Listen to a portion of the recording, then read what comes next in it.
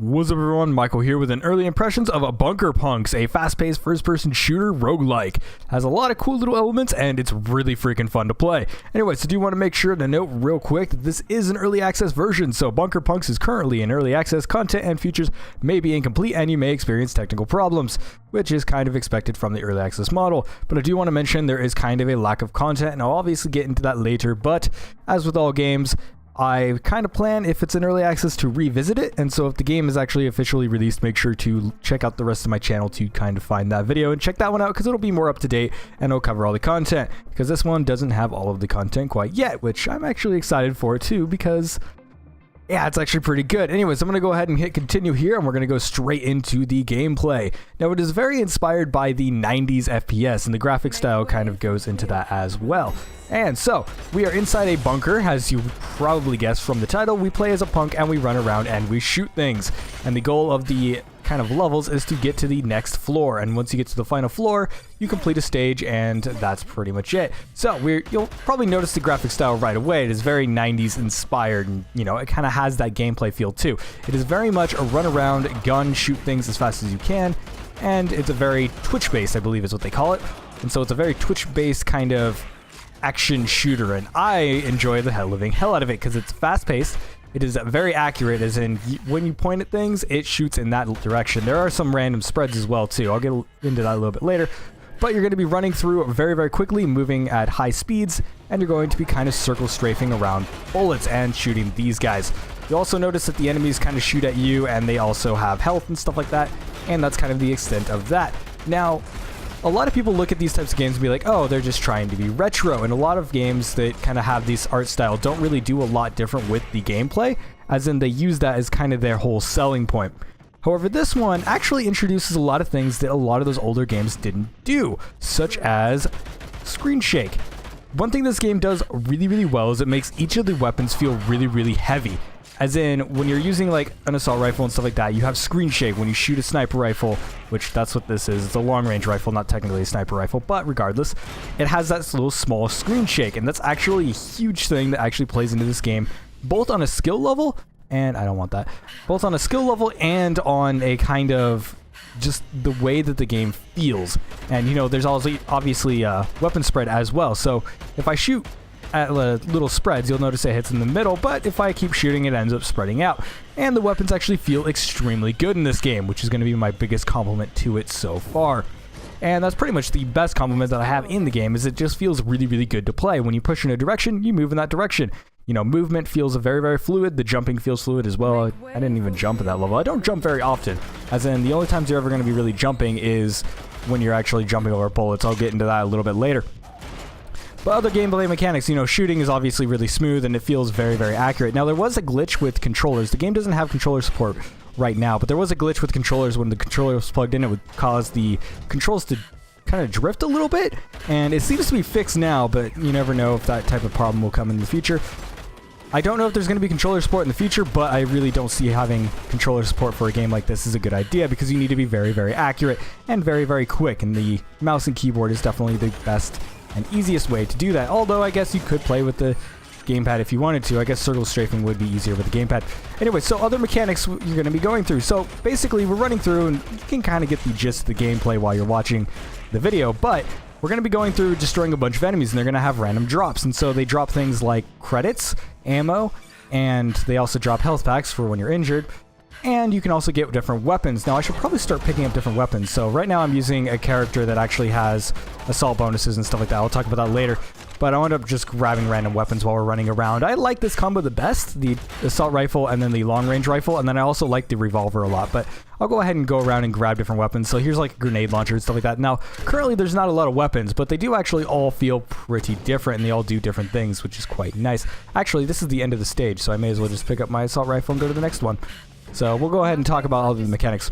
And while you're going through, there's also boxes that you destroy, and they have random drops as well. So it's kind of like killing an enemy, and then you can get a health pack or something like that if you are injured. Now, one thing I do want to mention is the game has an interesting drop system, as in it has a smart drop system, to where if you're if you're low on health, then it will actually drop health. But if you have like full health, it won't drop health packs. Or if you have full ammo, it won't drop ammo packs. Instead, it will drop credits or the tech stuff, or it'll drop, you know, other things you might need. Like, let's say you have full ammo, but you need health, it'll drop health packs, you know, that sort of thing. So it actually drops what you need most of the time, which is quite nice. Anyway, so in the system, there was also credits and tech. Now, tech you spend when you actually finish a run. This is a roguelike, so once the character dies, it's dead for good for that entire run. And then you have to start a whole new run. You get to select your punks and stuff like that. I'll talk about that in a little bit later. And then you also get creds. Now, creds are used to upgrade your bunker here. Now, you'll see I also have on the left side, I have my little punks. These are basically lives, as in once a punk dies, they're dead for good, but then you can go to another punk and keep continuing on your kind of adventure. But here we get our upgrades. So these are basically little passive upgrades and different abilities. And so like some of these will give me different health percentages. Like this one increases the effectiveness of health packs, which I actually want to upgrade that one. And then there's other ones that allow me to sprint. And so like the treadmill will allow me to sprint for 2 seconds. And then I can also get another upgrade here, which is like, oh, increases melee damage. Each punk's running speed is increased. And most of these are passive upgrades, but they are things that make you kind of change the way you're playing. Like I have an increased damage to rifles, which means that I'm going to be wanting to pick up rifles while I'm in the mission. You also get little credit boosters, which is the one I always max out first, obviously. But this one increases the credits that you get and increases the tech that you get, which makes completing all the content kind of easy at the point. But anyways, and then, you know, you also get to pick things. And the interesting thing about this is it is a non-linear skill tree, as the developer called it. And what it technically means is you can actually build, these start out empty. And so you actually pick what rooms you put in them. And then when you select these, you actually can only have 3 in each room. And so you're actually limited on the numbers that you can have. So like there's 4 slots here, but I can only have 3 abilities at once. And so for each run, you can't just stack up everything. And you also have limited credits as well, which if we go into the raid system over here, we actually get to see the world map. Now, the interesting thing with the maps is I just completed this level, if you were wondering. You can only run each stage once, and you're trying to get to this big corporate headquarters and finish that level, which I have completed it. Once you complete this, then it just starts a new game. Unfortunately, there isn't much past this, so once you beat this final level, you've seen everything that's in the game, unfortunately. But these levels are randomized, and they do have randomized floors and all that type of stuff. So all the level generation is completely randomized. But you can only run a stage once each time, so you do have limited credits. So even the time, oops, no, how do I go? Oh yeah, I go back to the gas station. There we go. Each time I've ran through this, I haven't been able to get like full upgrades on everything. Like I haven't been able to completely max out all of my upgrades, which is actually one thing that I would give credit to the game. You do have to kind of select what you want. Now, another interesting thing is we're going to go ahead and select one of these. Each of these stages actually have different floors as well, and they'll change some of the aesthetics and the amount of enemies that you have. So the security are definitely the most dangerous ones that I've noticed so far, and I'm sure there will be more mechanics added to that later. And when you select these, you get to select your runner. Now, these are technically punks, and before you start a new run, it'll actually ask you what characters you want to bring on. So, and you get more slots as you progress and use the tech tree. Now, I won't technically show the tech tree in this game. I'm just going to go ahead and click. Actually, no, I was playing as Cleopatra. We were just heard some of her quips, so I'll go Molly Pop. She's cool. And then I'm going to go ahead. Did I find a revolver in this playthrough? No, I didn't. Dang it. So once you actually complete a stage, you actually get to, or once you complete a floor, it'll actually add that item to your inventory. So since I completed a floor with the hunting rifle and stuff like that, I actually can just select the hunting rifle from here.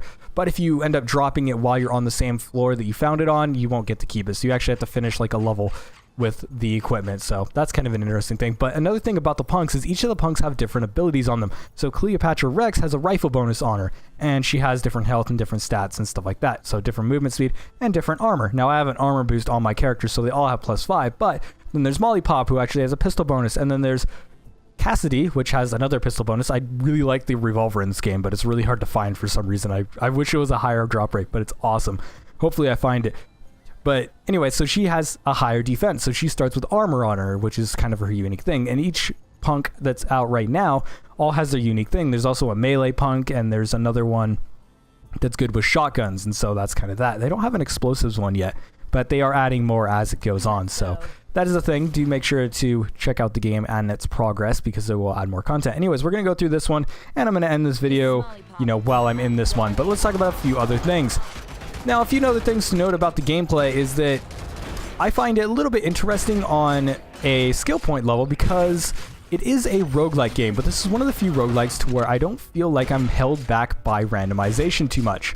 As in, I do feel like it kind of sucks that I have to find weapons all the time. As in, I would like to have my revolver all the time because I really like the revolver. That's just kind of my, you know, that's the weapon I choose to use all the time.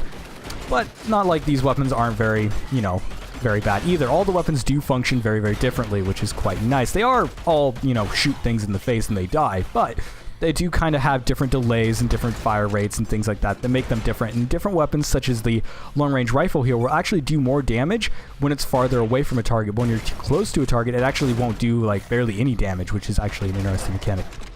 But, and I hate these things that keep chasing after us.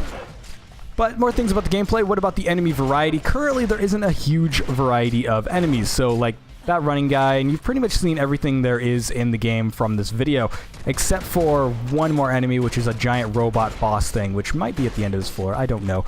And pretty much the enemy variety right now kind of sucks, and the AI for them isn't particularly great either. It's very basic, as in it sees you and it just fires at you, which is actually going to be one of my main complaints of the game so far. Now, it's not that big of a deal, and I'd be fine if it stays that way, but I would like to see a higher enemy variety, and maybe some variants of enemies as well.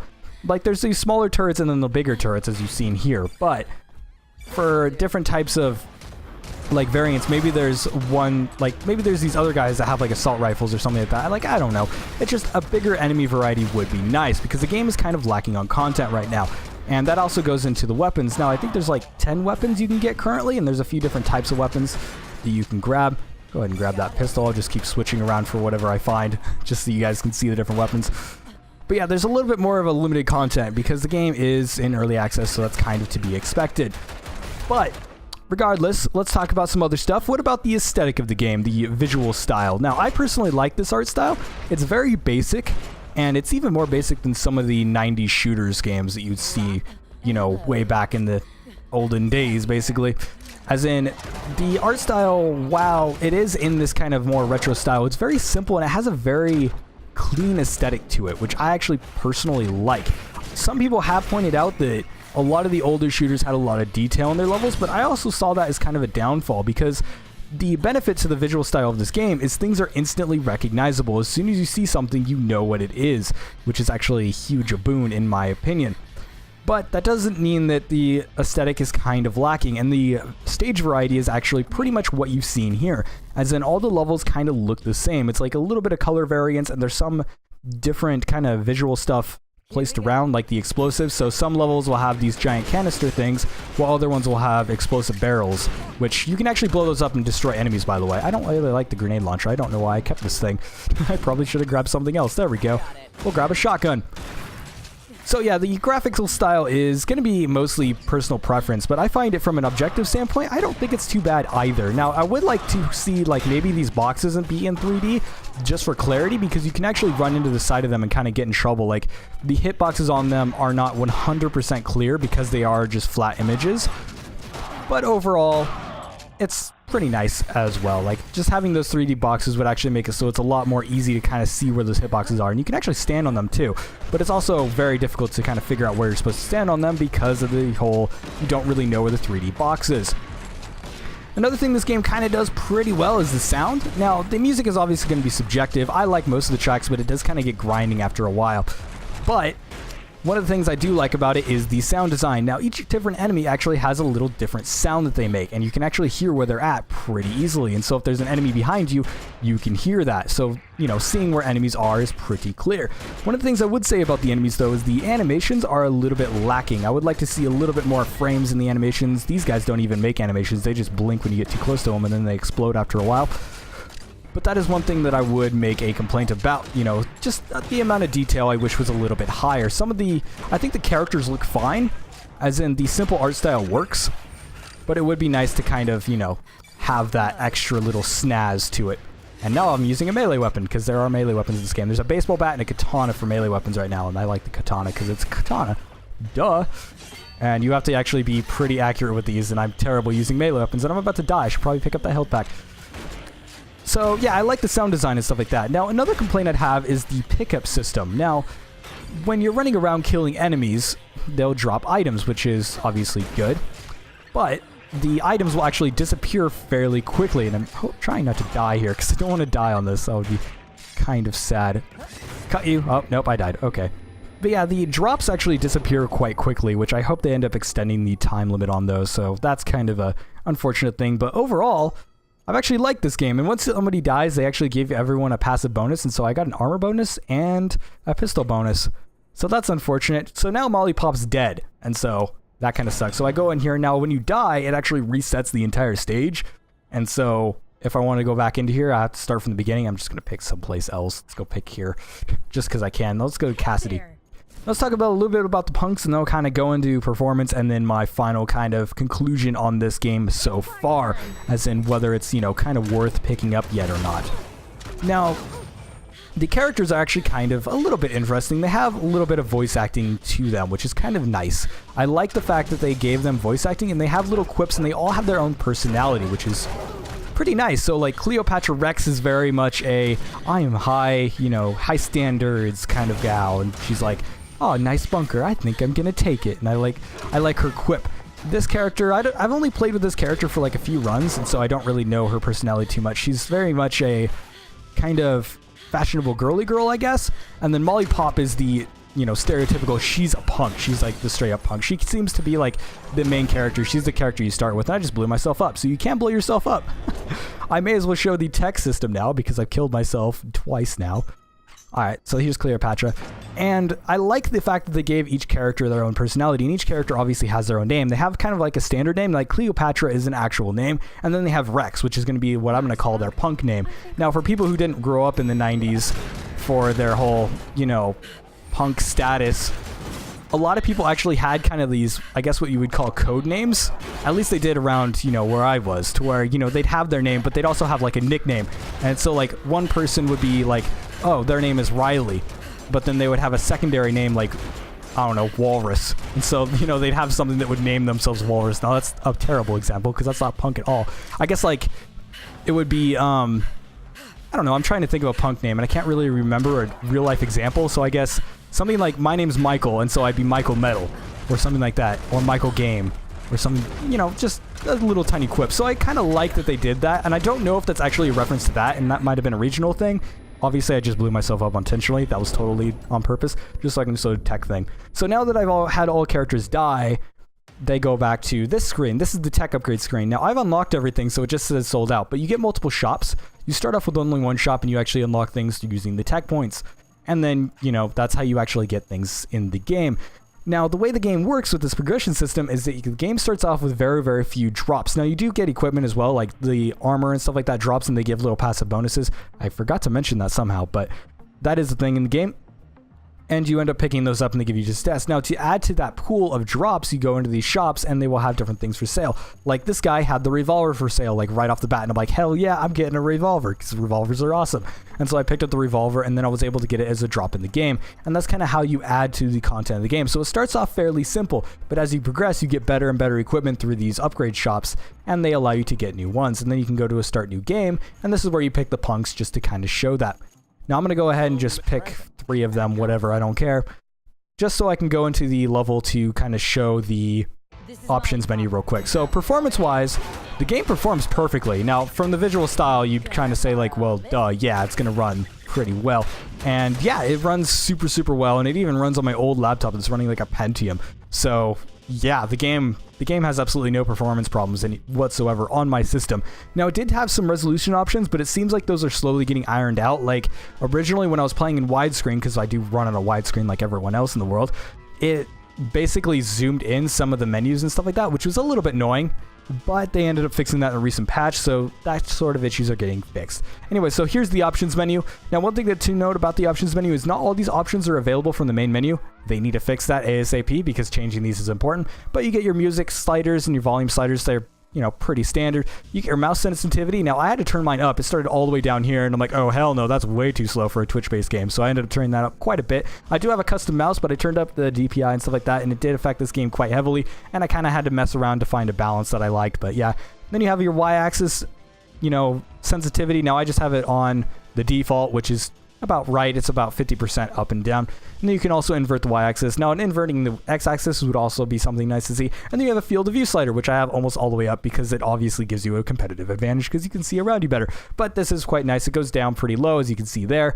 I would never play on that low. And then you can see it in the background, you know, it goes pretty high as well. I figured about right here, that's going to be about 100 or something like that. I would like to see numbers for this though, as in maybe to the right side you could have like a percentage. So like music volume, it'd be like, oh, this is at 75%, and then the voice volume, it would say like 100%. So that is one thing. And then maybe mouse sensitivity could have a percentage or something like that as well. So, you know, and field of view, obviously I'd like to see what the field of view is.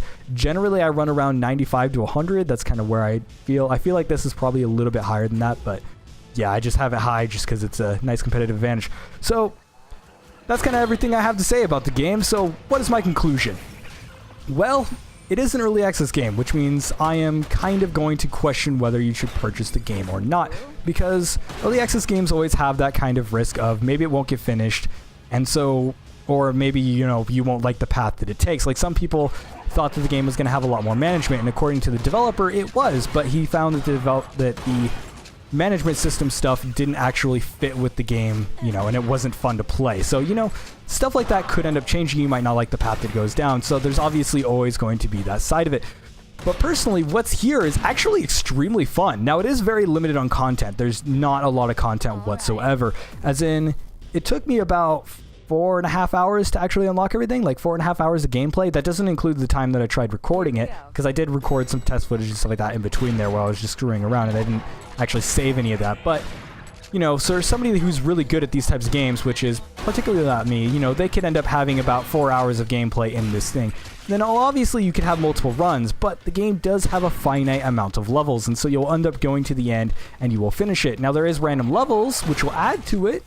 So you could be like, oh, I'll just run it again and see if I get a more difficult run this time. But there isn't anything like randomized stats or anything like that. So the randomization is quite limited as well. Like layouts will be different, and it is still fun to play. I do want to make that clear. Is like the game, if you like this type of game, this is way fun to play. Like super fun. It is super fluid, super fast, and it feels great to play. Like it's just, this is one of the better examples of these types of games, and it's definitely not inspired by 90s just to throw in, you know, some nostalgia for players. It actually feels like it's good. But on the other side of things, it's not done yet. And I feel like the content doesn't justify the $15 price tag right now, which I don't know if the price is going to change in the future, but currently it's $15. If it was $5 to $10, maybe. But the $15 point is where it kind of gets into a lot of competitive pricing. Now, if you like this type of game, there's not going to be a ton of games that are in this genre that come out recently. As in, finding games in this type of Twitch-based, you know, really fast-paced shooting style really isn't something that a lot of developers are doing right now. And so you're very limited on options. So this might be one to actually... Oh, God, those guys scared me. They might be worth looking into just because, you know, it's limited. You might want to support the development and all that type of stuff. But do be aware if you end up picking this one up that its content may not be quite where you want it to be, as in, you know, it's limited. So that's going to be my main complaint of the game. But everything else, what's here right now is great. It's absolutely fantastic, and I'm really excited to see the future of this game, and I'll definitely be following it. And that is definitely something, you know, I'll look into in the future. But for a purchase decision, like, if you're not a fan of this type of game, I would probably wait a while until it has more content to actually justify the price tag.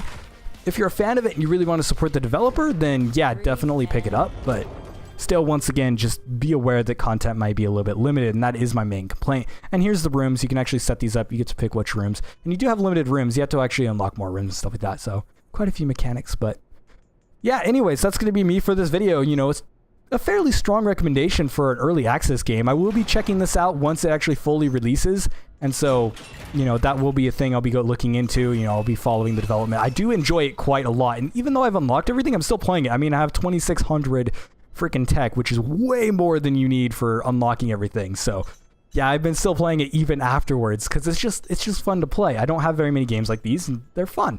And obviously it's new, and it has a simple art style, and it has a feel of its own with the whole recoil system and stuff like that the guns have. It has a very heavy feel to the weapons, which is unique to these types of games, I feel. But anyways, this has been Michael with Bunker Punks, a fairly decent first-person roguelike, which it's one of the few roguelikes where I feel like it's very much skill-based. I don't know if I mentioned that earlier in the video, but I don't feel like everything is relied on randomness, and so I actually enjoy this one a lot because I'm more focused on the skill-based aspects of it rather than, oh, I need to find that new item that gives me like super-powered lasers or something like that. So I don't feel like I'm screwed over by randomness as much, but it's just the game feels amazing. Now, I do wish there was a little bit more level design. I hope they end up improving stuff. It just, in general, it needs more content, but for an early access game, it's pretty great, and sooner or later it'll be worth its price tag, and that'll be awesome, or at least hopefully it will. And so yeah, it's one to keep an eye on if you're looking into it, and if you are a huge fan of this genre and you like the roguelike elements, then maybe pick it up.